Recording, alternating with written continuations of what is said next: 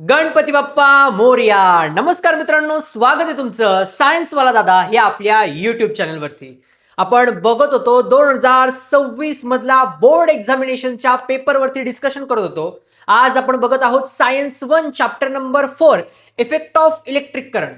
Most important chapter आहे हा. 7 मार्काचं almost याचं वेटेज आहे आणि हा चॅप्टर बऱ्याच मुलांना अवघड वाटतो. पण आज तुम्हाला नेहमीप्रमाणे एकदम सिंपल मध्ये गालावरती डिंपल पडत असा चॅप्टर मी तुम्हाला शिकवणार आहे. या चॅप्टरच्या हँड रिटन अशा मोस्ट IMP नोट्स या तुम्हाला आपल्या टेलिग्राम चॅनलवर भेटून जातील.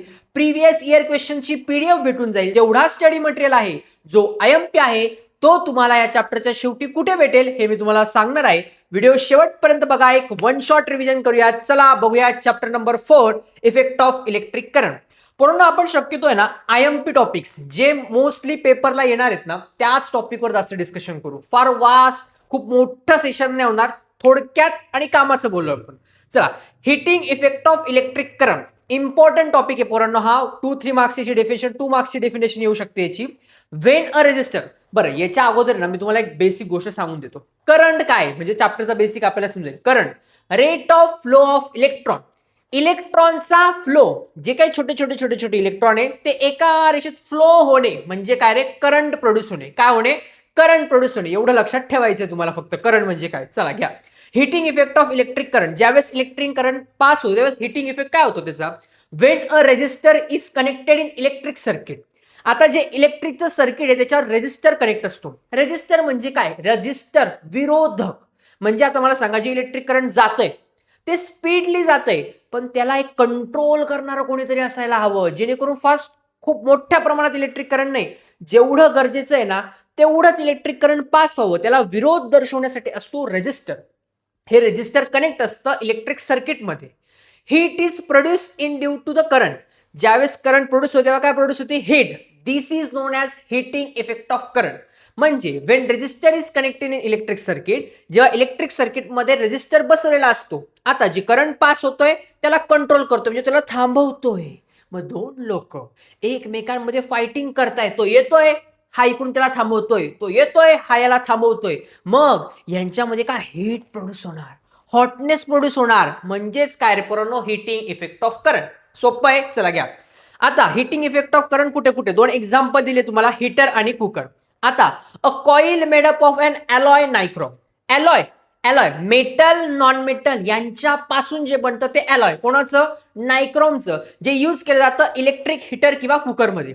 ते तुम्ही बघितलं असेल बघा, मोस्टली जे तंदूर असतात त्या तंदूरमध्ये बघा मोठी हीट भट्टी असते. आता मोस्टली जर इलेक्ट्रिक वे मध्ये घेतलं त्याला असं वाऊंड हेलिंग मध्ये म्हणजे असं गोल करून जर काय ना कॉईल आपण फिट केली असेल ना पोरांनो, तर ते इलेक्ट्रिक करंट हीट प्रोड्यूस होते त्याच्या मार्फत. हे हिटिंग कुकरचं एक एक्झाम्पल आहे. Electric bulb. Tungsten wire use केली जाते. आपला जो बल्ब असतो, बल्बवाला वेगळा, तो आपला नॉर्मल घरात यूज करतो तो नाही, मोठा तो जास्त प्रकाश देतो बघा बल्ब, जुन्या वेळेस यूज केला जातो मोस्टली. त्याच्यामध्ये ना टंगस्टन असतो. आता हा जो टंगस्टन आहे ना हा पण हीट प्रोड्यूस करतो. आणि तुम्हाला माहिती आहे पोरांनो, हा किती प्रमाणात हीट शोषून घेतो, म्हणजे त्याच्यात कॅपॅसिटी आहे 3400 डिग्री सेल्सिअस. 3400 डिग्री सेल्सिअस एवढी कॅपॅसिटी पोरांनो त्याच्यामध्ये. आपण ते म्हणतो ना लगेच 440 व्होल्ट छूने से तेरे. इकडे 3400 डिग्री सेल्सिअस एवढं टेम्परेचर तो सहन करू शकतो एकटा बल्ब. एवढी कॅपॅसिटी कोणामध्ये? त्या बल्बमध्ये. म्हणजे तो लाईट इमिट करू शकतो. दोन एक्झाम्पल लक्षात आले हिटिंग इफेक्ट ऑफ इलेक्ट्रिक करंटचे. चला बघूया नेक्स्ट. Domestic electric circuit. आता पेपरमध्ये मोस्टली हे जे काही तुम्हाला गोष्टी सांगतोय ना ह्या MCQ वगैरे मध्ये येते. 7 मार्काचं वेटेज आहे. एकतर एक मोठा क्वेश्चन येऊ शकतो, गिव्ह रिझन येऊ शकतो आणि MCQ मध्ये थोडेफार काही ना काही विचारणार. असा एक पॅटर्न ह्या चॅप्टरचा आहे. इम्पॉर्टंट चॅप्टर आहे कारण हा. आता डोमेस्टिक इलेक्ट्रिक सर्किट मध्ये कसा यूज होतो बघा. The home electrical connection. आपलं जे घर आहे ना ह्या घरामध्ये ज्या वायर्स असतात, तुम्ही नीट बघितलं असेल 3 भोक आपलं होल असतं, होल बरोबर आहे का नाही? हा, याच्यात ते वरचं जे होल आहे ना पोरांनो, जे 1 2 3 असे होल्स असतात, त्याच्यामध्ये 3 वायर्स असतात. कोणकोणत्या वायर्स आहेत? लाईव्ह, न्यूट्रल आणि अर्थिंग वायर असतात. लाईव्ह, न्यूट्रल आणि अर्थिंग. लाईव्ह वायर जिच्यातून करंट येतो, मग आपण त्याला छान पद्धतीने बघतो, कोणीतरी येतंय. म्हणजे त्याच्यावर एक शायरी, जे लाईव्ह न्यूट्रल वायर येतंय म्हणजे कोणाची तरी वाट बघतोय आपण, की ये कौन चला आ रहा है धीरे से. आहट का रंग सुनहरा है, क्या खुली धूप में बीच सड़क पर सुबह का कोई तारा है, या फिर कोई कहानी शुरू हुई है जिस पर नाम हमारा है. असा लाईव्ह न्यूट्रल जो लाईव्ह आहे त्याच्यातून करंट येतो आणि जो न्यूट्रल आहे तो त्याला परत पाठवायचं काम करतो. आणि एक अर्थिंग वायर आहे. आता अर्थिंग वायर काही कन्सेप्ट तुम्हाला सांगतो. 3 वायर लक्षात आल्या. Live, neutral, earthing wire. Live, neutral, earthing wire. Okay, चला. लाईव्ह आणि न्यूट्रल वायर यांच्यातला जो पोटेन्शियल डिफरन्स असतो ना हा 220 ते 230 व्होल्टचा असतो. किती? 220 ते 230. पुस्तकात 220 आहे, 230 पण याला काही ठिकाणी मेन्शन केलेलं असतं. लाईव्ह आणि न्यूट्रल, जो येणारा करंट आहे आणि जो जाणारा आहे यांच्यातला डिफरन्स म्हणजे पोटेन्शियल डिफरन्स, जो किती असतो? 220 व्होल्ट.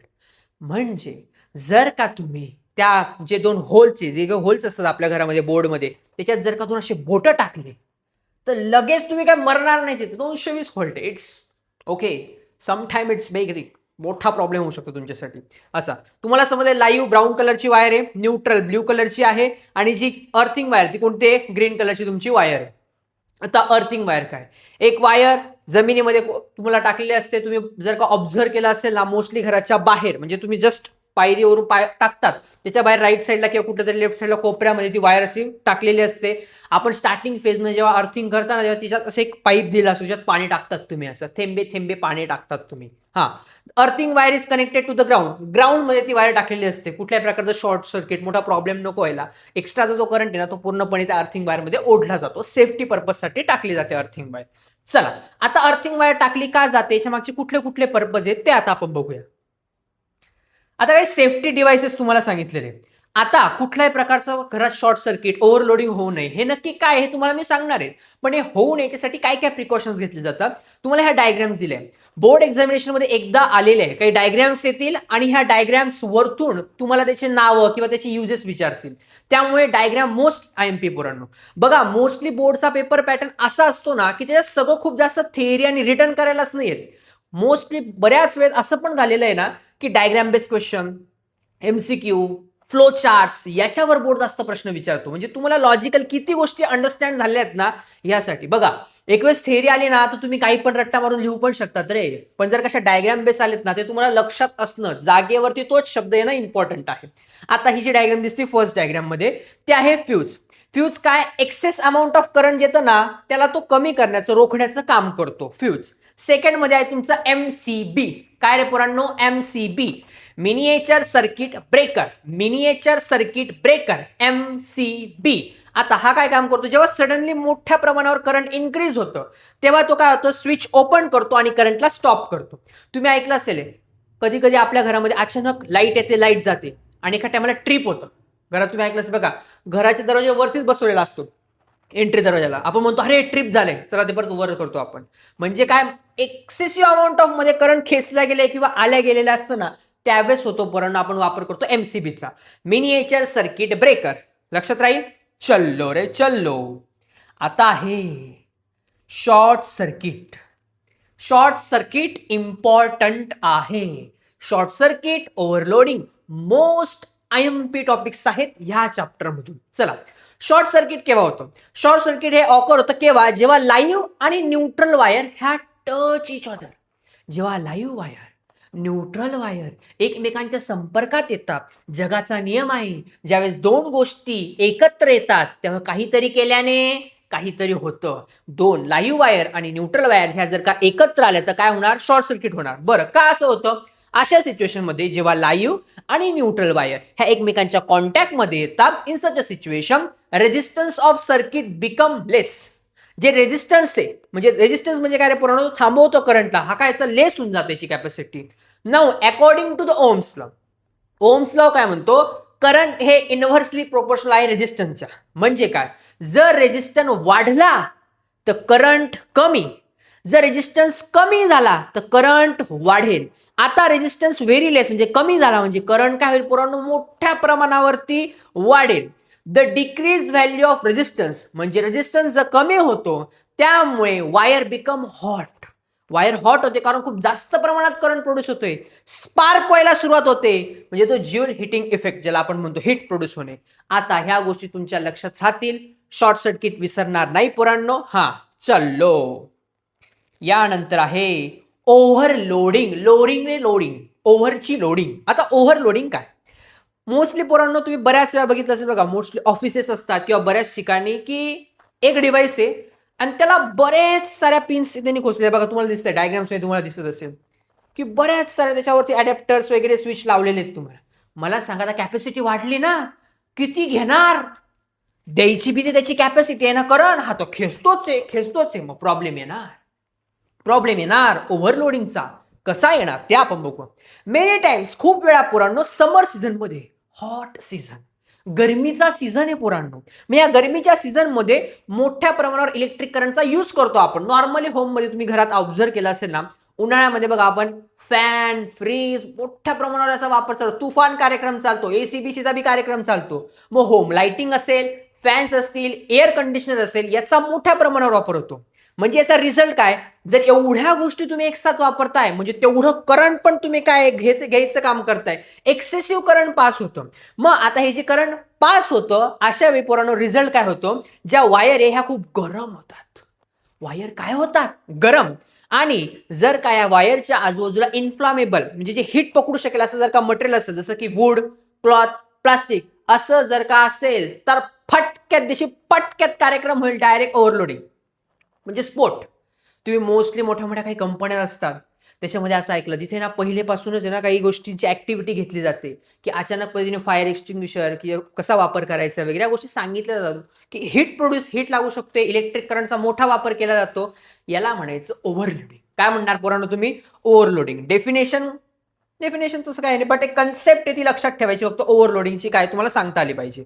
म्हणजे जर तुम्हाला विचारलं शॉर्ट सर्किट काय, लाईव्ह न्यूट्रल वायर एकमेकांना कनेक्ट होता, एकमेकांना कनेक्ट झाल्या की रेजिस्टन्स कमी होतं, रेजिस्टन्स कमी झाला म्हणजे करंट वाढतो. मग हे रोखण्यासाठी वापरणार माझे पोरं सांगतील MCB मिनिएचर ते सर्किट तुम्ही वापरणार किंवा तुम्हाला ते फ्यूज दिलेलं आहे ते फ्यूज वापरणार. ओव्हरलोडिंग माझे पोरं सांगतील की ओव्हरलोडिंग समर सीझन मध्ये मोठ्या प्रमाणावर कधी कधी आपण होम अप्लायन्सेसचे जे काही गोष्टी जास्त प्रमाणात वापरतो, करंट जास्त प्रमाणात खेचलं जातं, मग ऑब्व्हियस ताण पडतो. मग जी वायर आहे ती हॉट होऊन जाते. वायर हॉट होऊन जाते म्हणजे त्याच्या आजूबाजूला जर इन्फ्लामेबल मटेरियल हायलाइट करा, इन्फ्लामेबल मटेरियल असेल तर ते काय हीट पकडेल आणि हीट पकडली राम सत्य हे कार्यक्रम होऊ शकतो. एवढी मोठी हीट पकडण्याची कॅपॅसिटी याच्यामध्ये ओव्हरलोडिंग मध्ये. चला, मॅग्नेटिक फंडामेंटल मस्त टॉपिक आहे पोरांनो. पोरं घाबरतात, घाबरायची गरज नाही. When dada is here then why to fear. Right hand thumb rule आहे पोरांनो. आता हा मी ज्या गोष्टी सांगतो तुम्हाला तिकडे तसं करायचंय, परफॉर्म करायचे तुम्हाला, तर लवकर अंडरस्टँडिंग होणार आहे तुम्हाला. म्हणजे पेपर जाताना टेन्शन नाही. तर राईट हँड हा माझा कोणता आहे? Right hand thumb. अरे हे राईट हँड थंब रूल आहे आपला. हा चला, आता हा राईट हँड थंब रूल हा काय सांगतो पोरांनो माहितीये का? की हा जो आहे अंगठा, तुमचा जो थंब आहे हा दाखवतोय इलेक्ट्रिक करंट. काय दाखवतोय? वरती इलेक्ट्रिक करंट. आणि त्याच्या आजूबाजूला काय दाखवतोय? Magnetic field. काय दाखवतोय? Magnetic field. Right hand thumb rule काय सांगतो? असा थंब ठेवायचा, वरती तुमचं करंट पास होतंय आणि या फिंगर, कर्ल फिंगर म्हणजे अशा जोडलेल्या फिंगर ह्या काय दाखवतात पूर्ण तुम्हाला? Magnetic field. म्हणजे काय होतात? ही एक वायर आहे, ओके. याच्यातून ज्यावेळेस करंट पास होतंय, काय पास होतंय? करंट प्रोड्यूस होणं म्हणजे काय रे पोरांनो? Rate of flow of electron. Electron काय होणार? ट्रान्सफर होणार.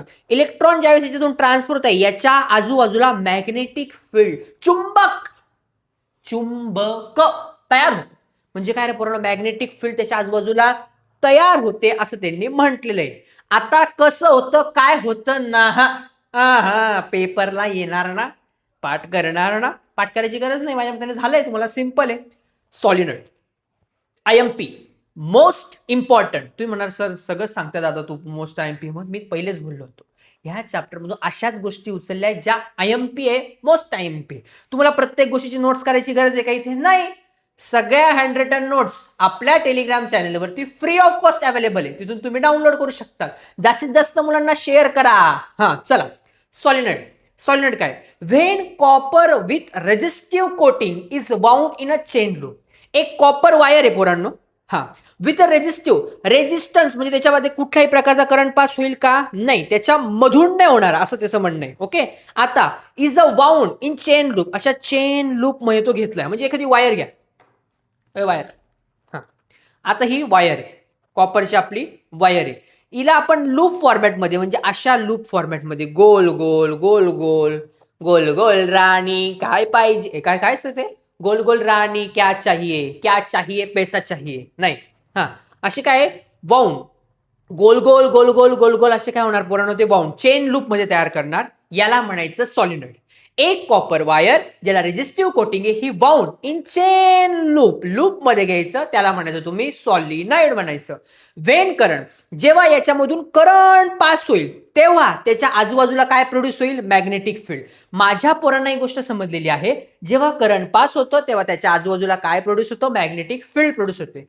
Magnetic line of force are similar to the bar of magnet. आणि हा जो मॅग्नेटिक लाईनचा फोर्स आहे हा सिमिलर ऍक्ट करतो जसं की बार मॅग्नेट. बार मॅग्नेट काय आहे? पूर्ण नववीला शिकलेत, north pole south pole, north pole south pole. चुंबक माहिती ना पोरांनो, बस असं समजा एक प्रकार तसंच आहे. मॅग्नेट नॉर्थ पोल आणि साऊथ पोल हे इकडून डायरेक्शन काय ट्रान्सफर होते, म्हणजे नॉर्थ कडून साऊथ कडे, या पद्धतीने.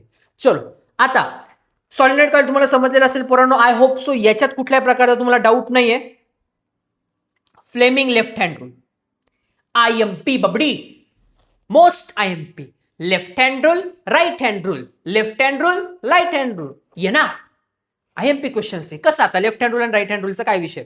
आता हे लेफ्ट हँड रूल आहे ना, पूर्ण डिस्क्रिप्शनला समजायची गरज नाहीये. मी जसे हात दाखवतोय तुम्ही पण तशी करा, म्हणजे लवकर समजणार. आता कोणता आहे फ्लेमिंगचा? लेफ्ट हँड, डाव्या हाताचा नियम. डावा धुवायचा हात, उजवा खायचा हात. आता बघणार आहे डाव्या हाताचा नियम, धुवायच्या हाताचा नियम. आता हा लेफ्ट हँड रूल आहे. ओके, हा, त्याने काय सांगितलंय की पहिले काय करायचं, हे जे फिंगर ना स्ट्रेच इच अदर, स्ट्रेच करायचे. काय करायचे? स्ट्रेच केले. स्ट्रेच पोरांनो. हा, आता जो काही थंब आहे हा काय दाखवतो? Direction of force of conductor. कंडक्टरची काय दाखवतो? तो डायरेक्शन. हे जे काही इंडेक्स फिंगर आहे ते दाखवतो मॅग्नेटिक फील्ड. काय दाखवतो? Magnetic field. North to south magnet आहे ना, हे काय दाखवतो? Magnetic field. आणि हा मधला बोट आहे वळवळणारा, तो काय दाखवतो? करंट. काय दाखवतो? तो करंट दाखवतो. म्हणजे काय, जेवेळेस हे फिंगर्स आहे, thumb, index finger, middle finger are stretch each other, हे स्ट्रेच केले जातात. मग हा जो थंब आहे हा काय दाखवतो? Direction of conductor.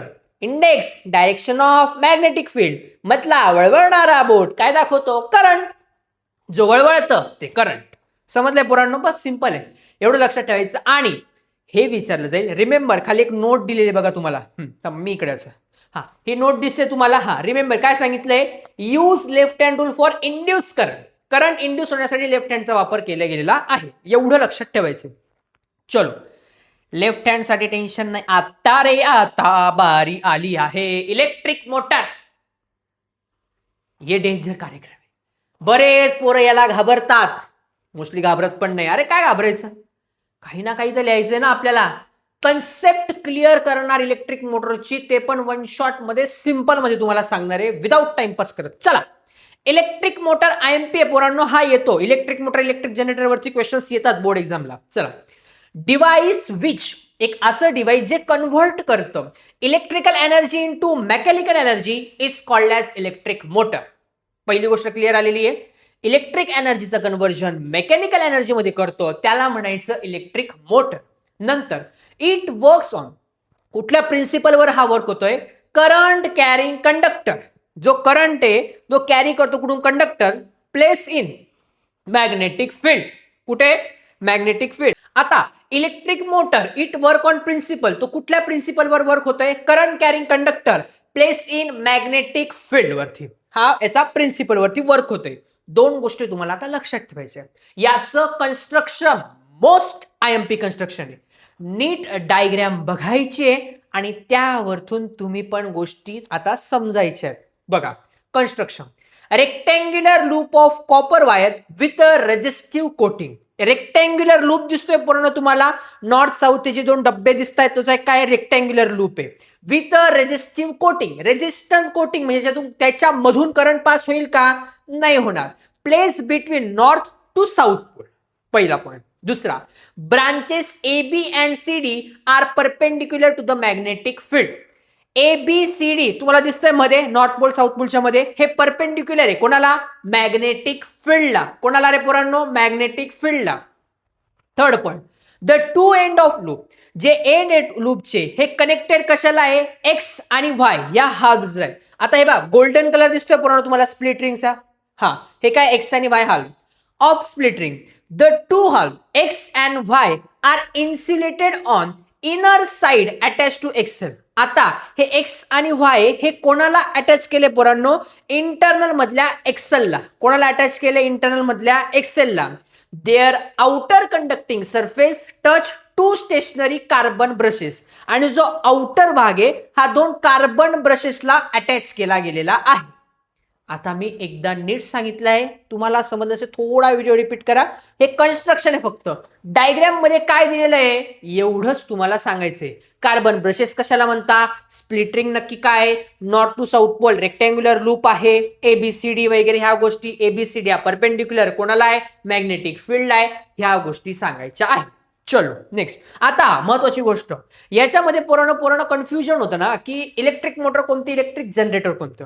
खाली बॅटरी आहे प्लस मायनस मध्ये. हा, जर का बॅटरी असेल तर इलेक्ट्रिक मोटर, जर का गॅल्व्हनोमीटर जी साइन असेल तर इलेक्ट्रिक जनरेटर. एवढं लक्षात ठेवा. चलो नेक्स्ट, मोटर वर्किंग शिकायचं आहे. आता वर्किंग काय? करंट फ्लो होतं. आता हे करंट कसं फ्लो होतं? आता याच्यासाठी ना पोरांनो, आता फ्लेमिंगचा कुठला रूल शिकला? लेफ्ट हँड रूल शिकला. कुठला रूल शिकला पोरांनो? Left hand. आता जे काही मॅग्नेटिक फील्ड आहे हा लेफ्ट आहे माझा हँड. ओके, जी मॅग्नेटिक फील्ड आहे ती कुठून जाते पोरांनो? नॉर्थ टू साऊथ जाते. कुठे जाते? North to south. म्हणजे अशी. इंडेक्स फिंगर म्हणजे काय? Magnetic field. आता आपण काय? हँड स्ट्रेच करायची अशी. बरोबर आहे. आता मॅग्नेटिक फील्ड नॉर्थ कडून साऊथ कडे जाते. फ्लेमिंगचा लेफ्ट हँडचा वापर करा म्हणजे लवकर समजेल. Current flow branch A B, माझ्यासोबत तुम्ही तिथे हात करायचा असं. हा, current flow branch A B. A कडून कुठे जातंय? बी कडे. हा जो माझा मधला बोट आहे, हा मधला बोट त्या साईडला, इंटरनल साईडला ए बी. जर तुम्ही डायग्राम मध्ये बघितलं असेल, ए कडून बी कडे जाते, ए कडून बी कडे जाते करंट. आता ब्रांचेस ए बी, करंट ए कडून बी कडे जातंय विथ कोणाच्या मदतीने? Through E and F. E and F च्या मदतीने फ्लेमिंग लेफ्ट हँड रूल नुसार. आता ए बी जो आहे याचा फोर्स कुठे लागतोय? डाऊनवर्ड डायरेक्शनला. कुठल्या डायरेक्शनला? डाऊनवर्ड. हे आहे इंडेक्स जे मॅग्नेटिक फील्ड दाखवतं, इकडे करंट. ए बी ला फोर्स कुठे लागतोय? डाऊनवर्ड डायरेक्शनला दाखवतोय. आणि करंट इन सीडी म्हणजे पोरांनो, आता हा जर का डाऊनवर्ड डायरेक्शन जातोय तर सीडी जो आहे अपोजिटला हा कुठल्या डायरेक्शनला जाणार? अपवर्डला. म्हणजे ए बी जो आहे हा डाऊनवर्ड गेला तर सीडी हा अपवर्ड जाईल. ए बी डाऊनवर्ड गेला, सीडी अपवर्ड जाईल. समजले? परत एकदा नीट सांगतो. करंट फ्लो होईल ब्रांच ए टू बी कडे जाणार. कोणाच्या मदतीने? ई आणि एफच्या कार्बनच्या ब्रशेसच्या मदतीने.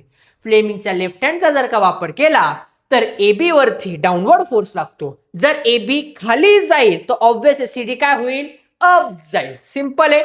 चलो, दस द लूप ऑफ एक्सेल, म्हणून एक्सेल जो आहे हा रोटेट होईल. कसा रोटेट होईल?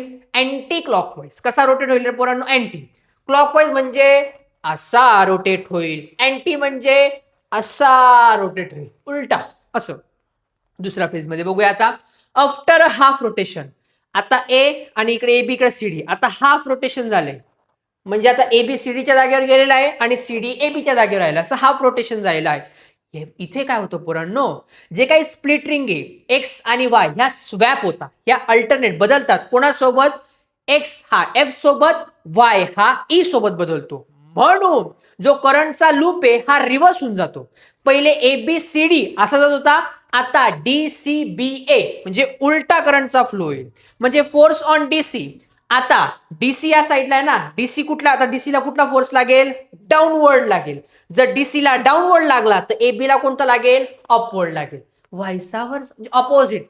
पहिले जे घडलं त्याच्या काय होईल? फक्त आता अपोजिट. आणि द लूप कंटिन्यू रोटेट होत राहील अँटी क्लॉकवाईज डायरेक्शन. सिंपल आहे बच्चा, हे येणारे इम्पॉर्टंट आहे, आयएमपी आहे इलेक्ट्रिक मोटर. चलो, कंपॅरिझन. कंपॅरिझनची गोष्ट ना ह्या जगात खतरनाक गोष्ट आहे. म्हणजे आता 10वीची एक्झाम आली आहेत ना, तर बरेच पालक आहे ना आपल्या पोरांना सांगतील, "अरे तो बघ कसा अभ्यास करतोय, ती बघ कशी अभ्यास करते." पण मुळात कंपॅरिझन करू नका. त्या मुलाच्या पाठीशी तुम्ही जर ठामपणे, खंबीरपणे उभे राहिलेत ना, तर तो मुलाला पेपरचं टेन्शनच वाटणार नाही. कंपॅरिझन नावाची गोष्ट त्या मुलाच्या डोक्यात येते, बस आणि पोरगा तिथून टेन्शनच्या पायी बर्बाद होऊन जातो. खरंय का नाही? हां, चला. AC generator, DC generator. आता याचा डिफरन्स आहे मोस्ट आयएमपी डिफरन्स आहे पोरांनो. एसी आणि डीसी काय म्हणतोय? एसी जनरेटर कन्व्हर्ट करतो mechanical energy into electrical energy. AC generator convert करतो मेकॅनिकल टू इलेक्ट्रिकल. कोणाच्या मदतीने म्हणजे कोणत्या फॉर्म मध्ये? Alternate current. कुठल्या फॉर्म मध्ये? AC alternate current form. DC generator जो कन्वर्ट करतो mechanical energy into electrical energy form direct current. Alternate आणि डायरेक्ट करंट डिफरन्स पाठ करा. पण आपल्या घरात कुठला करंट यूज केला जातो याचं उत्तर तुम्हाला द्यायचं. आय होप सो तुम्ही त्याचं उत्तर देणार. हुशार पोर आहे तुम्ही. चला, second point. In this AC generator मध्ये brass slip ring are use. Brass slip ring use होते. डीसी जनरेटर मध्ये गॅल्व्हॅनोमीटर यूज होतो. कशासाठी नाही, साठी यूज होतं प्रेझेन्स ऑफ जो काही इलेक्ट्रिक करंट प्रेझेंट आहे त्याला मेजर करण्यासाठी. एसी जनरेटर याच्यामध्ये current carrying coil is set in a rotation due to magnetic field. याच्यामध्ये करंट जो आहे हा कॅरी करतो कोण? कॉइल. कशासाठी? रोटेशन होण्यासाठी ड्यू टू मॅग्नेटिक फील्डमुळे. डीसी मध्ये जनरेटरमध्ये करंट हे प्रोड्यूस केलं जातं जेव्हा कॉइल रोटेट होतो. आता एसी जनरेटरमध्ये in motor split ring commutator is use. Split ring use होते. इकडे एसी जनरेटरमध्ये split ring commutator is use. दोघांमध्ये जवळपास सेम आहे. इकडं काय? इन मोटरमध्ये स्प्लिट रिंग कम्युटर यूज होतो. इकडे एसी जनरेटरमध्ये स्प्लिट रिंग कम्युटर यूज होतो. Electric motor runs on electricity. Electric motor कशावरती रन होते? इलेक्ट्रिसिटीवरती. डीसी जनरेटरमध्ये इलेक्ट्रिक जनरेटर जनरेट इलेक्ट्रिसिटी. इकडे जनरेट केली जाते, इकडे इलेक्ट्रिक करंट यूज करतो इलेक्ट्रिसिटी मोटरला रन होण्यासाठी. चलो, आता electromagnetic induction IMP Faraday's law of induction. Faraday's law of induction एक महान असे सायंटिस्ट होऊन गेले आणि या सायंटिस्टनी आपल्याला आता काहीतरी सांगायला लावलेलं आहे. काय म्हणतोय हा Faraday's law of induction? Whenever जेव्हा केव्हा number of magnetic line of force passing through coil, जेव्हा मॅग्नेटिक लाईनचा फोर्स हा पास होत राहील कॉइल मधून, तेव्हा current is induce in coil. तेव्हा करंट कुठे इंड्यूस? करंट प्रोड्यूस होईल कशामध्ये? कॉइलमध्ये. इलेक्ट्रोमॅग्नेटिक इंडक्शन काय म्हणतो? व्हेनेवर जेव्हा केव्हा number of magnetic line of force, magnetic line of force passing होईल कोणामधून? कॉइल मधून, तेव्हा तो कॉइल काय प्रोड्यूस करेल? करंट प्रोड्यूस करेल. Faraday's law of induction. कसा काय? आता सध्या पेपर जवळ आहे त्यामुळे फास्ट मध्ये समजून घेणं खूप इम्पॉर्टंट. ही वन शॉर्ट रिव्हिजन आहे. कारण चला, current producing coil is called as induce current. Coil मधून करंट प्रोड्यूस होतो म्हणजे त्याला काय म्हणणार? Induce current. आता मला सिंपल सांगा, जो काही आपला कटिंग करणारा असतो कटिंग वाला, भाजीपाला विकणारा भाजीपाला वाला, करंट प्रोड्यूस करणारा इंड्यूस करंट. हा, असं म्हणायचं त्याला. चला, गॅल्व्हॅनोमीटर. गॅल्व्हॅनोमीटर हे एक डिव्हाइस आहे जे की करंट मेजर करण्यासाठी आपण यूज करतो. काय पहिले नीट बघू. गॅल्व्हॅनोमीटर एक सेन्सिटिव्ह इन्स्ट्रुमेंट आहे जे की डिटेक्ट करतं किती प्रेझेन्स ऑफ करंट हा प्रेझेंट आहे आपल्या सर्किटमध्ये. याचं डिफ्लेक्शन होतं 0 वरून सेंटरमध्ये. डिपेंड ऑन करंट वरती याचं डिफ्लेक्शन होत असतं. तुम्ही मे बी घरात बघितलेलं असेल, इलेक्ट्रिशियन येतात तेव्हा ते मेजर करतात. Use of गॅल्व्हॅनोमीटर. गॅल्व्हॅनोमीटर काय यूज करतात? To detect current. जो की करंट येतो त्याला डिटेक्ट करण्यासाठी ते वापरतात. गॅल्व्हॅनोमीटर हा कशासाठी अजून यूज केला जातो? हा मेजर करतो करंटला इन ॲमीटर. करंटला कशात मेजर करतो? ॲमीटर. आणि potential difference as a voltmeter. Potential डिफरन्सला व्होल्ट मीटर, करंटला ॲमीटर. पोटेन्शियल डिफरन्सला व्होल्ट मीटर, करंटला ॲमीटर. लक्षात आहे? चलो, फ्लेमिंग्स राईट हँड रूल. आता हा राईट हँड थंब रूल जसा आपला तिकडे होता ना, सेम तसा आता इकडे बघूया. हात घ्यायचे, हाताची बोटं घ्या. हा, आता हे स्ट्रेच करा एकमेकांना. कसे करा? स्ट्रेच. स्ट्रेच करता येते ना बोटं? हा, चला. हा जो थंब आहे हा थंब काय दाखवतो रे पोरांनो? Motion of conductor. तिकडे फोर्स ऑफ कंडक्टर होता, इकडे काय? Motion of conductor. काय दाखवतोय पोरांनो? Motion of conductor. Index finger काय दाखवतो? Magnetic field. इंडेक्स फिंगर काय दाखवतो? Magnetic field. मधला बोट वळवळणारा काय दाखवतो? Induce current. काय दाखवतो पोरांनो? इंड्यूस करंट दाखवतो. तिने समजले? स्ट्रेच केल्यानंतर काय होणार, काय नाही, सिंपल आहे. इकडे इंड्यूस करंट आहे, तिकडे काय डायरेक्शन ऑफ करंट आहे. थोडा नॉर्मल डिफरन्स आहे, लक्षात ठेवा, कन्फ्यूज होऊ नका. चलो आता रिमेंबर एक नोट दिलेली बघा, नीट बघा. रिमेंबर काय सांगितलं त्यांनी की राईट हँड रूल हा कायसाठी, इंड्यूस करंटसाठी हा, हे पण तुम्ही लक्षात ठेवलं पाहिजे. चलो इलेक्ट्रिक जनरेटर, काय बोलांनो, इलेक्ट्रिक जनरेटर. सेम तिकडे कसं कन्स्ट्रक्शन होतं, इकडे पण आहे, बऱ्यापैकी थोडाफार सिमिलरिटीज आहेत. आता पेपरला काय करायचंय तुम्हाला, दोघी पाठ करायचे आहेत का? नाही. मी नेहमी पोरांना एक गोष्ट सांगतो, दोघींपैकी एक बाय हार्ट पाठ करायचं, एकदम छान पद्धतीने पाठ करायचं. एक, आता पेपरला काही पण आलं, मोटर येऊ द्या नाही तर जनरेटर, जिथे मोटर आहे, जर तुम्ही मोटर करून गेले जनरेटर आलं, त्या अँसर मध्ये जिथे मोटर वर्ड आहे तिथे जनरेटर लावून द्या. ऍटलिस्ट काही ना काही तर मार्क मिळतील. म्हणजे नाहीच लिहून, कधी कधी पोरं लिहूनच येत नाही. ऍटलिस्ट जे येत आहे ना ते तर अटेम्प्ट करावं लागेल ना पोरांनो, आपल्याला जुगाड लावावा लागेल पोरांनो. हा चला, आता इलेक्ट्रिक जनरेटर. हा इलेक्ट्रिक जनरेटर मध्ये काय, कॉपर वायर आहे ABCD ची, केप बिटवीन पोल्स, जे मॅग्नेट आहे नॉर्थ पोल साऊथ पोल त्याच्या मध्ये ठेवलेलं आहे.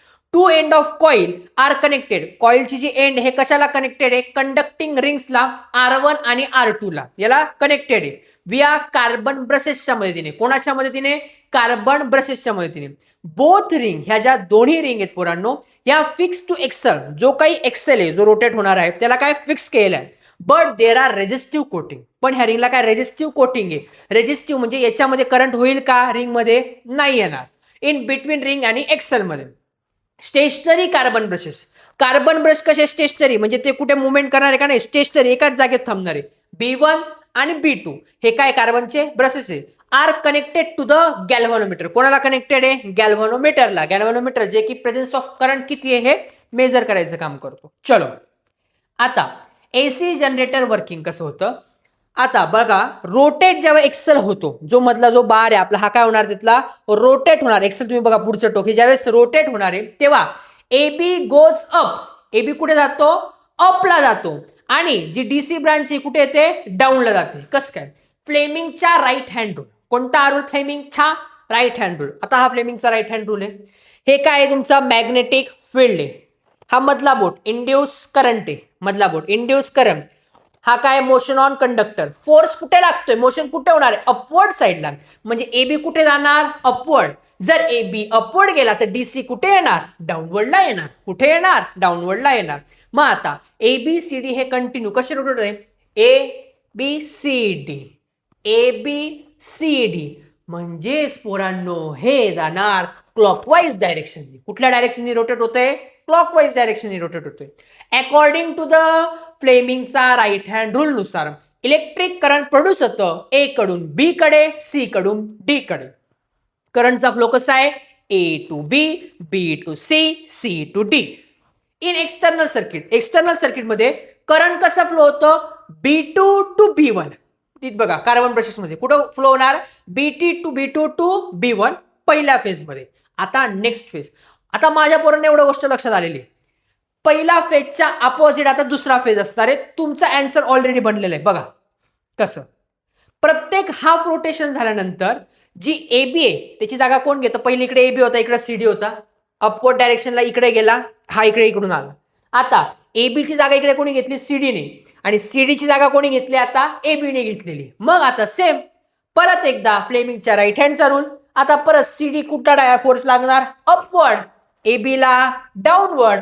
परत एकदा क्लॉकवाईज डायरेक्शन मध्ये काय होणार, रोटेट. पण ह्या टायमाला current D to C, C to B, B to A असं रोटेट होणार. इन एक्सटर्नल सर्किट मध्ये करंट फ्लोज कोणाच्या मदतीने, आता इकडे तिकडे B2 टू B1 होतं, इकडे काय होणार, B1 टू B2 अपोजिट होणार प्रिव्हियस हाफ रोटेशन मध्ये. दिस रिपीट, हे रिपीट होतं एव्हरी हाफ रोटेशन मध्ये, प्रत्येकी हाफ रोटेशन मध्ये हे रिपीट होतं. And alternating current, AC current produce होतो. कुठला करंट प्रोड्यूस होतो, AC करंट प्रोड्यूस होतो. That is what is called AC generator. माझ्या पोरांना समजलंय कदाचित.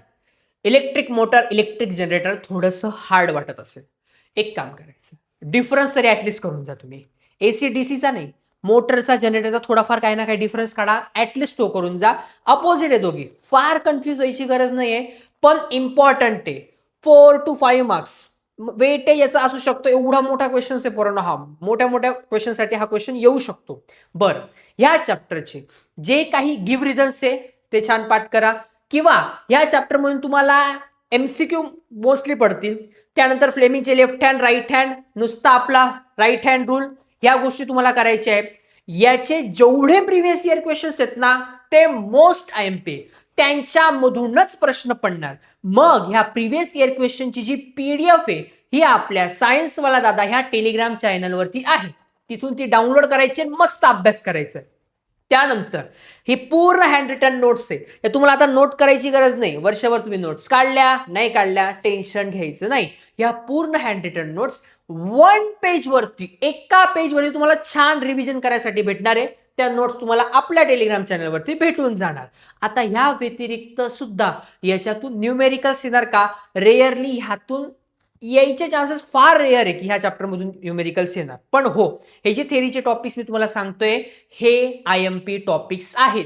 हे कुठे ना कुठे पेपरात तुम्हाला दिसणार, मध्ये वाटून अरे दादानी तर आपल्याला सांगितलं होतं.